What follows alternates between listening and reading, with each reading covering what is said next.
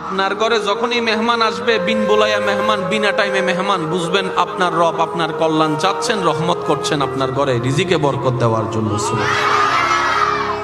দ্বিতীয় নাম্বার, রব বলে যে আমি যখন খুশি হই, যার উপর খুশি হই, যে টাইমটাতে খুশি হই, সেই ঘরে সেই পরিবারে আমি কন্যা সন্তান পাঠাই। তৃতীয় নাম্বার, রব বলে যে যখনই দেখবা আকাশ থেকে বৃষ্টি পড়া শুরু হয়েছে, বুঝতে পারবা আমি রব খুশি হয়েছি। কয়টা নিদর্শন? একটু আওয়াজ দিতে হবে। কয়টা নিদর্শন?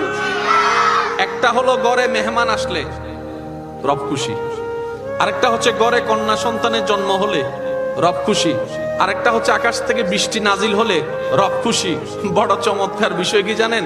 রব খুশি হলে যে তিনটা কাজ করে দেখান, আমরা বান্দারা সেই তিন কাজে নারাজ। আমরা বান্দারা সেই তিন কাজে, হঠাৎ যদি মেহমান চলে আসে আমাদের মুখে থাকে আয় বের টাইম 9 বাজছে না, কথা বলেন না কেন? ঠিক না? আল্লাহ খুশি, বান্দা নারাজ। কারো ঘরে যদি কন্যা সন্তান হয়, অনেক মানুষের মুখের মধ্যে আর লাগাম দেওয়া যায় না, বারবার বলতে থাকে যে এই ফেটের মধ্যে মনে হয় ছেলে হবে না, সব মেয়ে হবে, মেয়ে হবে, হাজার রকমের কথা। কথা বলেন ঠিক কিনা? আরেকটা হলো বৃষ্টি, সব রেডি হয়ে বের হওয়ার জন্য প্রস্তুতি নিলেন, এমন সময় আচম্বিক বৃষ্টি। আপনার আমার আকাশের দিকে তাকায় একটা কথা বলি, আয় বের আর টাইম না বাদে।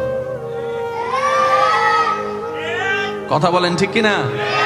তাহলে আজকে থেকে অন্তত এই তিনটা বিষয়ে আমরা আলহামদুলিল্লাহ বলে খুশি থাকার চেষ্টা করব। সবাই বলি ইনশাআল্লাহ।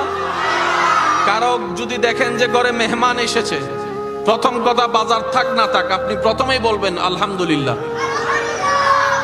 যদি প্রশ্ন করে তোমার ঘরে বাজার নাই নিজে খাওয়ার মতো, মেহমান দেখে তুমি খুশি হলা কেন, আপনি বলবেন আমার রাজ্জাক যিনি রিজিক দেয় তিনি মেহমান পাঠিয়েছেন, সুতরাং মেহমানদারি কিভাবে করব আমার টেনশন করার দরকার নেই, যিনি রিজিক দিবেন তিনি রিজিকের ব্যবস্থা করে দিবেন। সুবহানাল্লাহ।